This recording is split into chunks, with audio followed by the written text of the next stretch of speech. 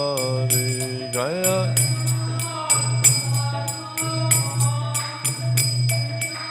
Jaya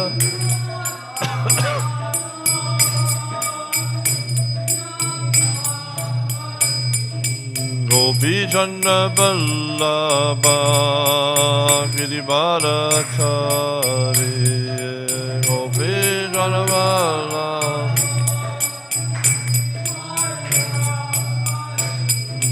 Gopi Chandra Vallabha Girivara-chari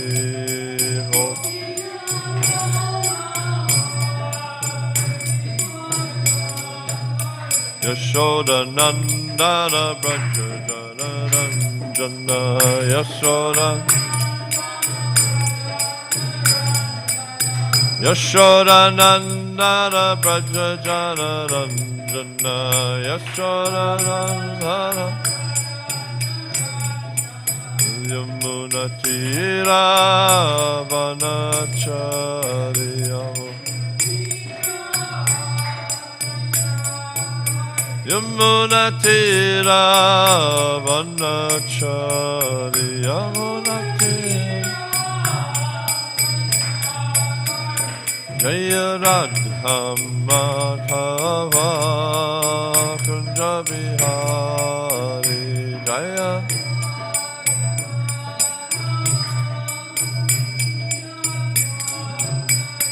Jaya Radha Madhava Kunja Bihari Jaya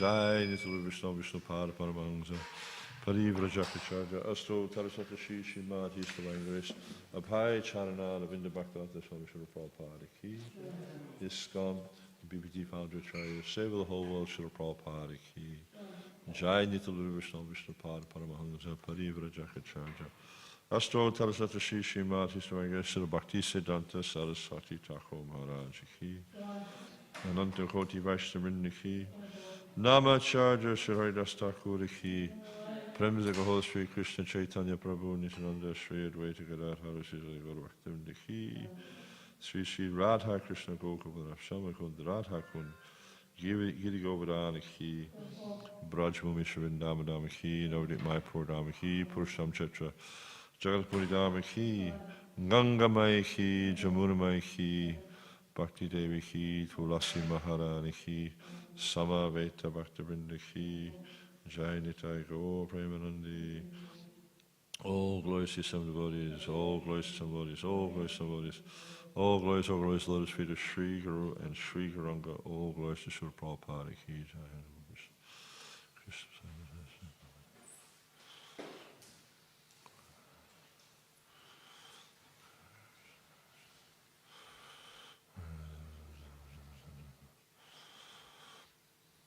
Om Namo Bhagavate Vasudevaya.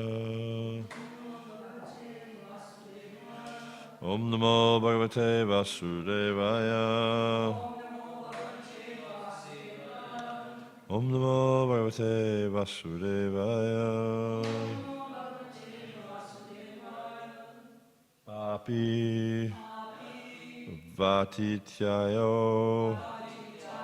Bhyetya Api Vatitayo Bhyetya Api Vatitayo Bhyetya Kutumba Saktaya Tvaya Kutumba Saktaya Tvaya Kutumba Saktaya Tvaya Api Vatitayo Bhyetya Kutumba Saktaya Tvaya Grihad Apujita Yata Grihad Apujita Yata Grihad Apujita Yata prayutanena va kvachit prayutanena va kvachit prayutanena va kvachit grihada pujita jata prayutanena va kvachit api vatitayo bhyatya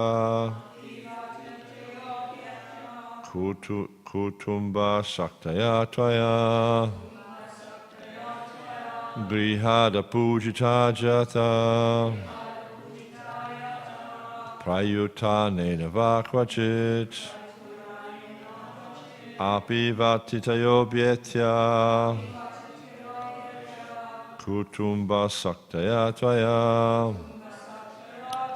grihada pujita jata prayutanena va kvachit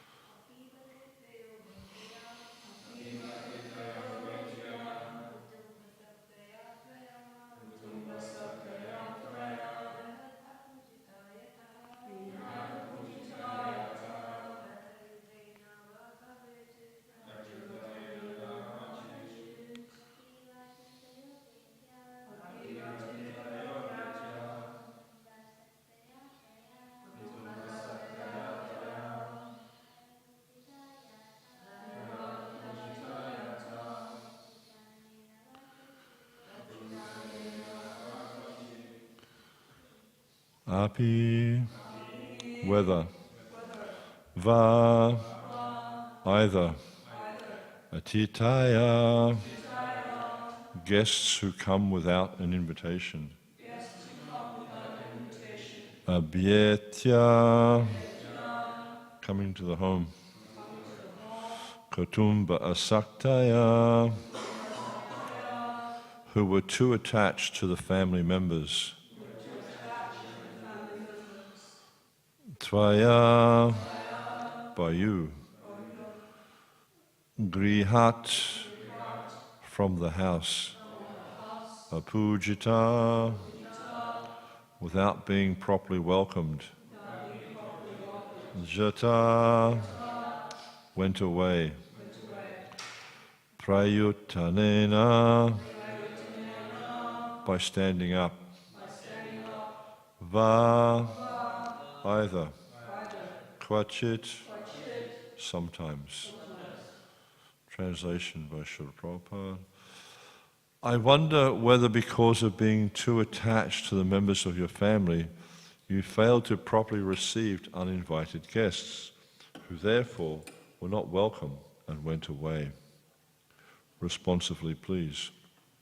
I wonder whether because of being too attached to the members of your family, you failed to properly receive uninvited guests, who were therefore not welcome and went away. Prabhupada's purport. It is the duty of the householder to receive guests, even if a guest be an enemy, When a guest comes to one's home, one should properly receive him by standing up and offering him a seat. It is enjoined, Grihe Shatrum api praptam vishvastam akuto bhayam. If even an enemy comes to one's home, one should receive him in such a way that the guest will forget that his host is an enemy.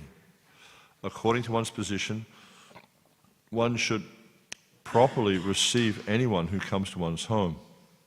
At least a seat and a glass of water should be offered, so that the guest will not be displeased. Kashyapa Muni inquired from Aditi whether disrespect had been shown to such guests or atitis. The word atiti refers to one who comes without an invitation. So, very interesting. The whole Bhagavatam is interesting actually, but this is also quite an interesting discussion here. And what we see here is like a subtle,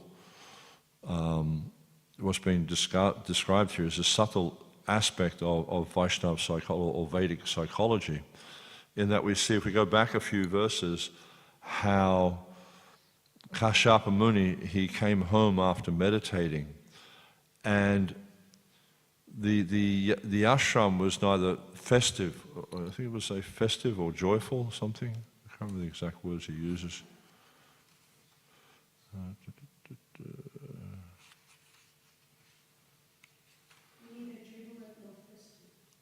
Jubilant or festive. There you go.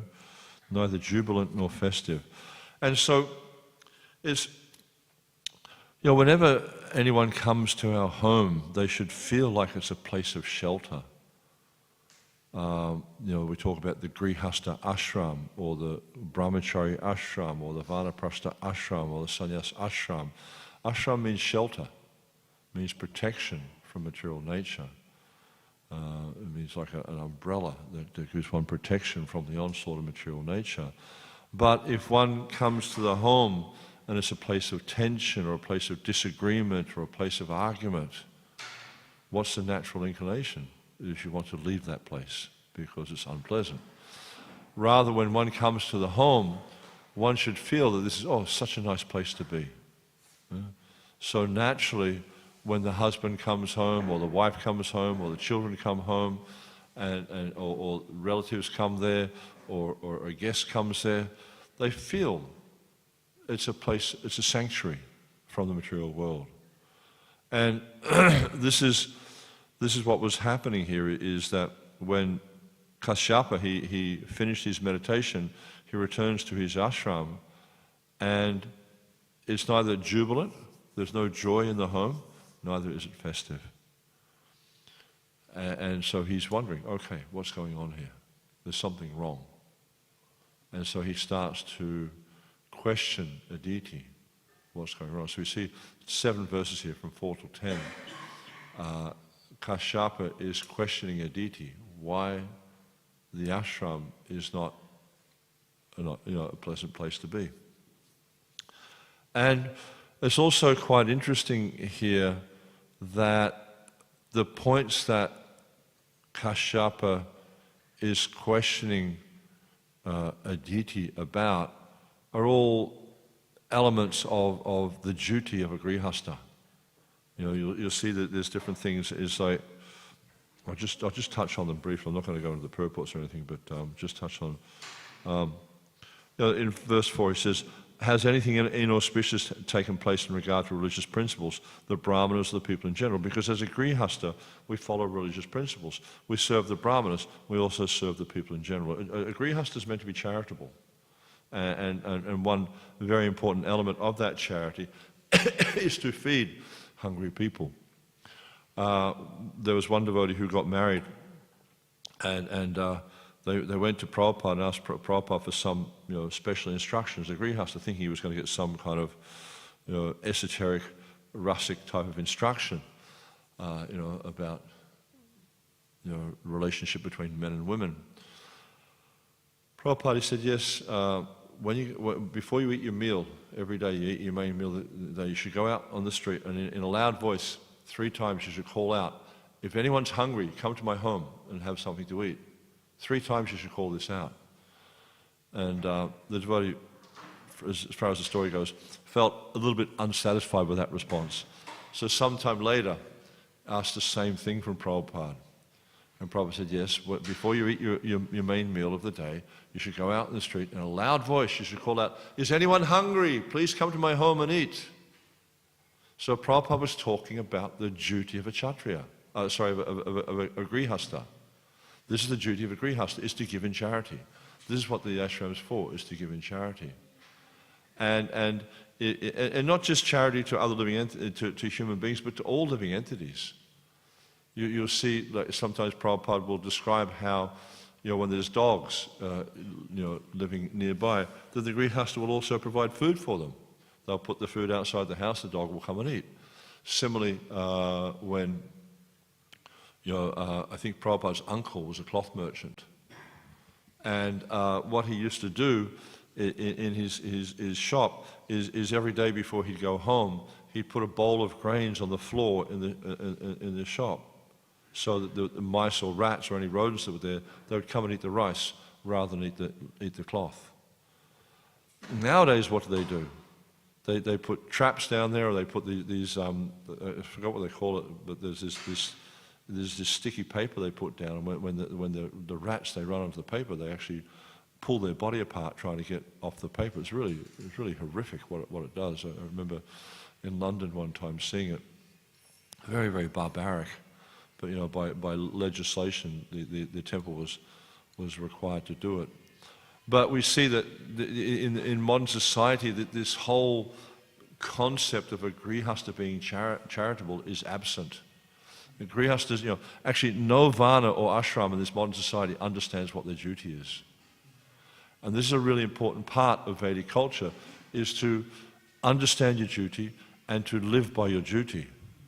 And we see this is what Kashyapa is questioning Aditi about. So the first one, he says, has there been some neglect or inauspicious in relation to religious principles or the brahmanas or the people in general? Because the Grihastha is meant to be charitable. Then he says,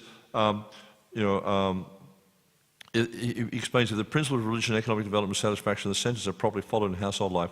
One's activities are as good as those of a transcendentalist.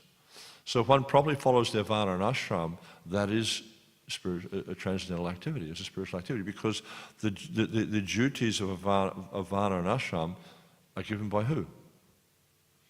Chaturvarna maya sristam gunakama vibhagasaha, Krishna explains. That I've given this is my instruction. You follow these things and your activities are as good as those of a transcendentalist. And then he says, has there been any discrepancy in following these principles? And of course here he's talking about the atiti. Did you neglect a guest?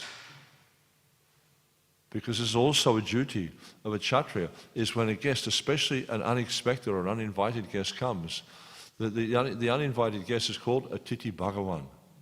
So it's understood that when an uninvited guest comes, we should see them as a manifestation or as a representation of Krishna and serve them with all honor and appropriate respect, and of course according to our capacity.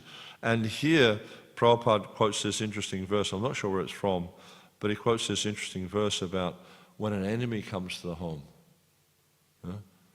how one should receive the enemy. What happens these days? The enemy comes to the home, beware of the dog. There's a sign on the gate. There's these massive big dogs. If you open the gate, they'll attack you and bite you and things like that. Or not so much in this country, but in other countries, the enemy comes to the home, they pull out a gun, they shoot them. There's no culture. It's just like it's a culture of like of enemies trying to kill each other, rather than people trying to respect each other as servants of Krishna. This is missing so much. And then he talks about how if that home which the unexpected guest is not received properly is like the home of a jackal, like a hole in a field where a jackal lives. And then he talks about because I left home, where you're in anxiety, didn't you perform your fire sacrifice, offer oblations into the fire? Which is an interesting point also, because sometimes we hear devotees will say that, oh no, women shouldn't do fire sacrifice. But here, Kashyapa is asking his wife, did you do the fire sacrifice? You know, he's saying, did you not offer oblations of ghee into the fire? So he's instructing, he's questioning, didn't you do this? Because it's a duty of a Kshatriya to do these types of things. Of course, in the modern day, our sacrifice is a little bit different. Our sacrifice, of course, is the chanting of the Hare Krishna Maha Mantra. And then he said, you know, by worshipping the fire and the Brahmanas, a householder can achieve the desire to reside in. So anyhow, there's quite a few interesting verses here where he's basically questioning a deity. Did you follow your duty? Because if we don't follow our duty, we won't be happy. We won't achieve the goal of life. An interesting section in the Bhagavatam, the first canto, chapter 14. We know this chapter is the departure of Lord Krishna. And in the beginning of the chapter, we see how Yudhisthira is talking with Bhimsen. And he's observing all these inauspicious omens. And he's asking Bhimsen, what's going on here? And then finally he concludes, has Krishna left the planet? You know, he's blessed this planet with his footprints.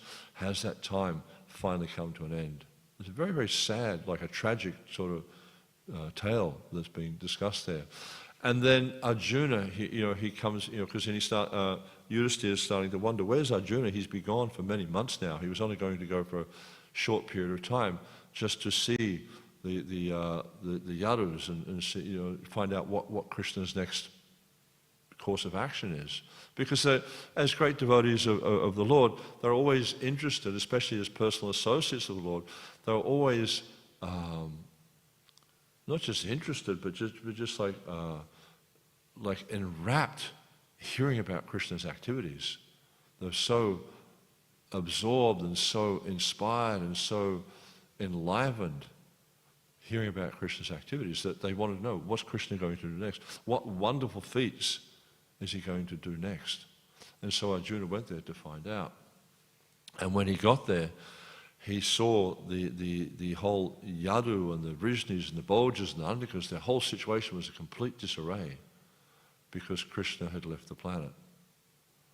And Arjuna was entrusted to take care of Krishna's wives and take them to, I forgot where he's taking them to, but he was attacked on the way. He was attacked by some simple cowherds and he was defeated. And he was feeling very, very distraught and he was actually depressed. And then when he came back to Hastinapur, Yudhisthira could see his deep, deep depression. And so he started to query him, why are you feeling like this? And it's interesting because there's 5 verses where Yudhisthira is questioning Arjuna, and all these relate to Kshatriya duties. Did you not perform your duty properly? So this is a really important part of our spiritual journey, is to understand what our duty is according to Varna and Ashram. We all have different Varnas and Ashrams, all different, and there's specific duties associated with those Varnas and Ashrams. And Krishna makes the point in the Gita about the performance of duty and how important it is to perform duty. I think that was that Kamane Vidikaste Ma Pareshu Karachana Mar Karma Palhetu Maste Stangustu Karmani, that you have the right to perform your duty, but you should never be you're not entitled to the fruits of the duty. Because this is what duty is about. You just do it. Not whether there's going to be some result or some gain. But you'll see in the modern world, that's not what it's about at all. I'm not going to get paid. I'm not going to do this. There's no financial reward. There's no material, reciprocation or remuneration of some kind. No, I'm not going to do that. Let someone else do that. I'm only going to do it if I get some benefit from it. That's the philosophy of sense gratification. I'll only do it if I get some benefit. I only do it if I get some material reciprocation. No one's interested in spiritual reciprocation. Not in this age. They only want to get some kickback from whatever it is they do. They want to get some kind of kickback. Why? So they can further their sense gratification. They want money, adoration, profit, distinction, so that they can then increase their enjoyment, or their so-called enjoyment in this material world. But I was reading something yesterday, and where Prabhupada was talking about how, actually it's in the verse from yesterday, this Griha Medini, where it talks about how when the enjoyment comes from sense gratification, it's very short-lived, because that's the nature of everything in this material world. Dukkalayam shashvatam. It's by nature temporary, therefore it causes misery. But when we find our enjoyment within, our satisfaction within, this is actually eternal satisfaction. Within means with the self and with the Supreme Personality of Godhead. And this is this point of the Kunti talks about, this famous verse, the Atmarama verse, this Atmaramas Chamunayo, how the self-satisfied person, because they're finding their satisfaction within, and it doesn't mean they just become absorbed in themselves or can become self-absorbed, but they're finding their satisfaction in relationship with Krishna. And this way they become satisfied. And this is, we'll see here, as this evolves, because Aditi is very upset because of the situation where her sons have been driven out of the heavenly planets, because her sons are the Adityas, which means the Devatas. Her sons have been, they're the demigods, they rule the heavenly planets, but they've been driven out by the powerful Bali Maharaj because of some offense they committed to Brihaspati. So that they've been driven out of the heavenly planets. And she's really disturbed about that, because as we see here, Kashyapa talks about, because you're overly attached to Grihastha life. She's really, and this is one of the points, I think in the 10th verse, he makes this point, he kind of like hits the nail on the head. Are your sons all faring well? Seeing a withered face, I can perceive that your mind is not tranquil. How is this so? So he's understanding what's going on. But he's just, in a cultured way, he's questioning her to try and find out exactly what's going on. And also like highlighting to her the importance of her following her duty as a grihastha, but also indicating that you're overly attached to grihastha life. This is why you're feeling distressed. And because when we become attached to things in the material world, because they're temporary, dukkha, it comes as a result. This dissatisfaction comes as a result of becoming attached to things in the material world. So we see here how Kashyapa, he's indicating this to Aditi. That actually the reason you're feeling dissatisfaction is because you're too attached. But if you are renounced, and this is the point that Krishna makes, that verse from the Gita in 247, that you perform your duty, but you perform it without attachment to results. Never be attached to the results, and don't be attached to not doing your duty, but just do your duty as a matter of duty. Just do what you're required to do. And in this way, Krishna is making the same point to Arjuna, in this way, become equipoised in your duty, and this way you'll find satisfaction. And it's the same point that's being explained here to Aditi in this series of verses. And then we find what happens, the next step is that she asks a few questions of Kashyapa, and then Kashyapa explains the process of devotional service, and explaining that by practice of devotional service, you'll become peaceful in this world. By practice of devotional service, you'll achieve everything you want. And then so she asks him again, please explain to me how to do this. And then basically from about verse 24 through to the end of the chapter, he explains the Payavrata, this yagya of drinking only milk, or just living on milk for 13 days. And like even though her intention is to get her sons back into the heavenly planets, still by the practice of devotional service she becomes purified, and in that way she actually makes substantial spiritual progress and becomes happy. So there's another point I wanted to bring out here. Yeah, this is interesting. We see here also how Prabhupada is explaining that, excuse me, according to one's position, one should properly receive anyone who comes to one's home. At least a seat and a glass of water should be offered, so the guest will not be displeased.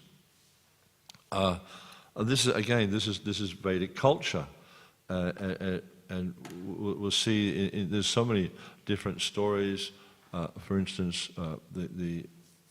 the story of the Brahmana and the cobbler. When Narad Muni is traveling around, he visits the Brahmana receives him and offers him proper respect and worship.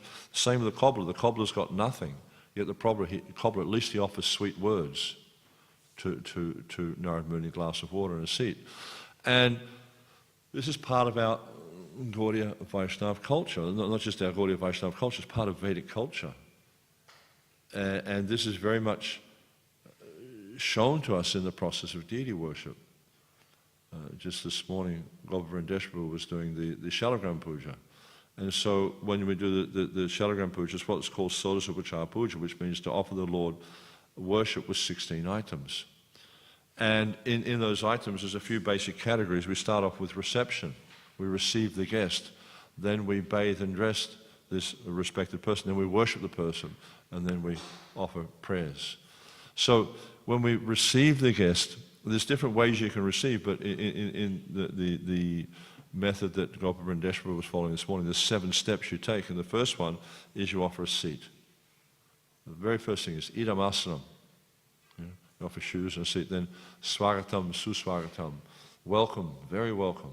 And so that means, like offering various salutations, if you like, prayers, saying sweet things to the Lord or to the person who's being received, so they're happy to stay there.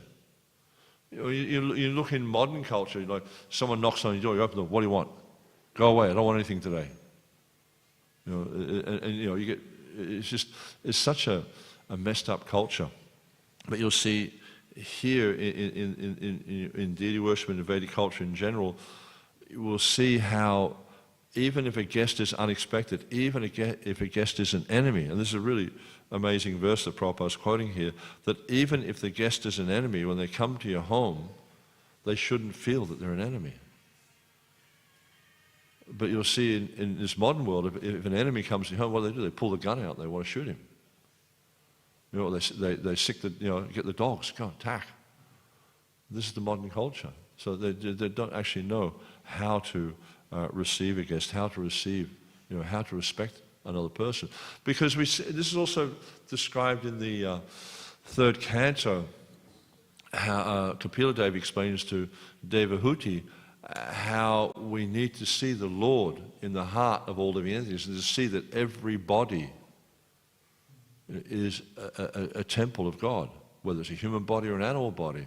And in that way we don't disrespect any living entity. But modern culture is the exact opposite of that.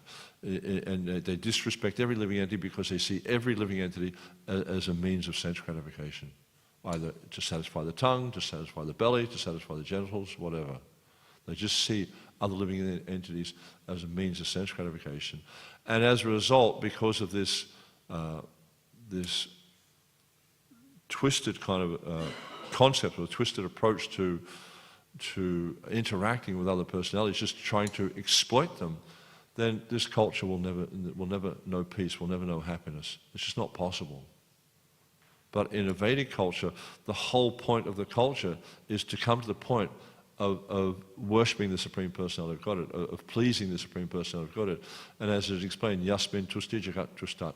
When the Lord becomes pleased, the whole universe becomes pleased. So in a culture where the focus of that culture is to please Krishna or to please the Supreme Personality of Godhead, then people are actually satisfied. But in the culture that's surrounding us in this world, we see that people are so dissatisfied because they don't understand what as it's explained in the Bhagavatam, they don't understand what the goal of life is. Their idea of the goal of life is to have material facility, to have material enjoyment, to have name, fame, glory. That's the goal of life. I remember that years ago there was a song, I don't remember who did it, it was like, name, fame, glory, it's the same story. You get your name up in lights, you think it's the perfection of life. It was one of the devotee groups did it. But it's the reality of this material world. If they get these desirable things, you know, and even you look at the way things are promoted, you know, the people that are heroes these days are those persons that are, you know, got this name, this fame. These are the heroes. And everyone, you know, everyone aspires to be like that. Oh, I just want to be like this famous person. I want to be like that famous person. I want to have my name up in lights. But these are temporary heroes. You see, like, you know, you pick the biggest pop star or the biggest movie star or sports star or whatever these days. How long will people know about them for? Maybe a few generations. I mean, they have one cricket player here in Australia, Don Bradman. You know, he died years ago. People still know about him. But in 100, 200, 300 years, will people still know him? 1,000 years? People might not even know what cricket is. But you look in the Bhagavatam, you know, like some of these stories are coming from millions of years ago. You know, the story of the Ramayana, this is from 2 million years ago. And still we see that, you know, Hanuman's being glorified, Vibhishana is being glorified, you know, all these different personalities are glorified. Why? Because they surrendered to Krishna. They surrendered to the Supreme Personality of Godhead. You know, so people are just interested in temporary pleasures, and therefore, ultimately, because they're temporary, they wind up being dissatisfied. And this is why Aditi is dissatisfied, because she's after this temporary pleasure. She wants to see her children glorified, because when her children are glorified, she's glorified. It's a temporary pleasure. But Kashyapa explains to her, take shelter of the Supreme Personality of Godhead, you'll become satisfied. And this is the path we need to follow to find peace and satisfaction in this material world. I'll finish there. Any questions or comments at all?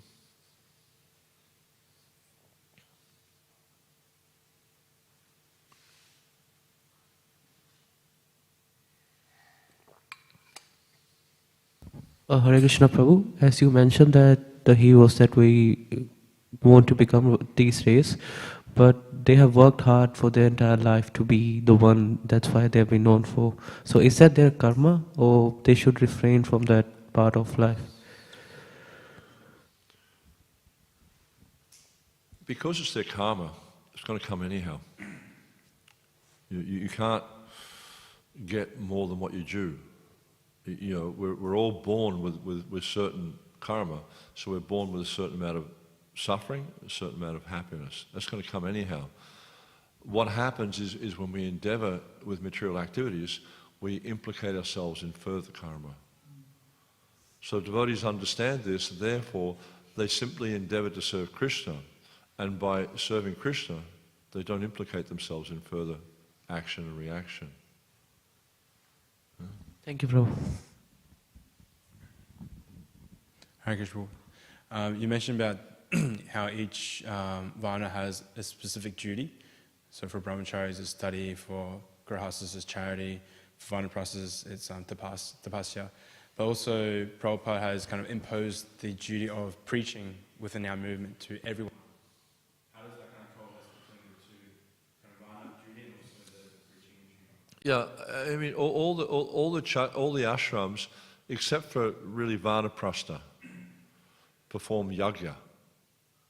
You know, brahmacharis, they'll go get, you know, samit pani shotya and brahmanishtam, they go gather firewood and water to perform yajna. And grihastas, they're duty bound to perform yajna. Now, in previous ages, this was more things like fire sacrifice, etc. But in Kali Yuga, Sankirtana Praya, Yajanti Hi Sumedya Saha. This is the yajna for the age. And you know, Srila Prabhupada gave a very broad definition of Sankirtan Yajna, and essentially his perception or his realization was that anything connected to Krishna is Sankirtan Yajna. I was listening to a really amazing class a few days ago from the 7th chapter of the 1st canto. This is the story of Ashvatthama, you know, where he throws the Brahmastra to try to kill the child in Uttara's womb. And so Prabhupada was talking about this, this perception that everything in this Krishna consciousness movement is connected to Krishna. And he's talking about the absolute nature of everything. He says, therefore, even the gate, we have to see Krishna in the gate. So why is the gate open? If the gate's left open, people will come and steal. So Prabhupada was making this point that we need to see how everything is connected to Krishna. And when we see things like that, it becomes transcendental. If we see it as just like, oh, this is just a light, it's just a mundane object, therefore we'll treat it differently. But if we see this is Krishna's light, therefore I'll look after it properly because it belongs to the Supreme Personality of Godhead. I remember when I first joined the temple here in Melbourne, everything was Krishna's pots and Krishna's kitchen, and so we used to go and wash Krishna's pots. So it didn't mean we just, washed them and just, did a sort of haphazard job. No, we did everything we could to make sure the pots were as clean as they could possibly be, because we understood this is Krishna's pots. This is my personal connection to Krishna. I'm serving Krishna by this service. So Prabhupada, it was a really quite an amazing lecture. I think it's 1740 or 43 or something like that, where Prabhupada was really highlighting how if we have this consciousness, then everything for us is connected to Krishna. And then everything we do becomes an act of, devotional service, and it helps us to become purified. Yes?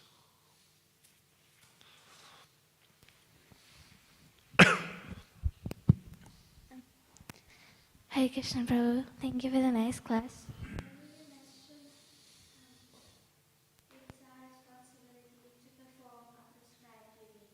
Perform what? Yeah. But now in society we see the structure of our national dharma is not very prevalent. And we have the freedom to choose whatever profession we want to do according to our talent, skills, and desires. So would our professional duty be regarded as our prescribed duty? Krishna explains in the 9th chapter of the Gita, he says, Yad karoshi yajnoshi yajdohoshi yatapashyasi kunteya tad karusha maraparam. Whatever you do, whatever you eat, whatever you offer Guru, whatever austerities you perform, you do that as son of Kunti as an offering to me. And then he goes on in subsequent verses to explain Subha Subha Phalerevam Moksha Sekam, that in this way, with your mind attached to me in this principle of renunciation, you'll be liberated, and thus you'll come to me. So our duty is to serve Krishna. That will vary according to ashram and varna. So it's not like a grihastha, for instance, thinks, well, my duty is to give in charity. No, but you're giving. What are you giving in charity? You're giving. The story I told about Prabhupada, where he's calling out. When you eat your meal, you go out and ask, is anyone hungry? But it's Krishna Prasad. It's not just food. It's Krishna Prasad. So everything we do is an act of surrender or sacrifice connected to Krishna. That's our duty, is to surrender to Krishna. Our duty is to serve Krishna. But that way that service manifests will depend on varna and ashram. And of course, in Kali Yuga, especially in the modern society, the whole concept of varna ashram is really messed up. And you'll see that most people, when they talk about varna ashram, most devotees have got a completely different take on it. I don't think there's any one unified idea or concept of what varna ashram is and how to apply it in this modern day. So you'll find, some people say varna ashram means to have Vrindavan villages. Other people say varna ashram means this, or varna ashram means that. And there's so many different ideas. So there's no clear understanding of what varna ashram means and how to actually implement it in this day and age. But the real essence of the process is to surrender to Krishna. So you need to figure out how to do that according to your situation. But whatever it is you're doing, you just do it for Krishna's pleasure. Thank you. Anything else? Thank you very much. Srila Prabhupada ki, Samaveta Bhaktivedanta ki, Jai Nitai Gaur Premanand.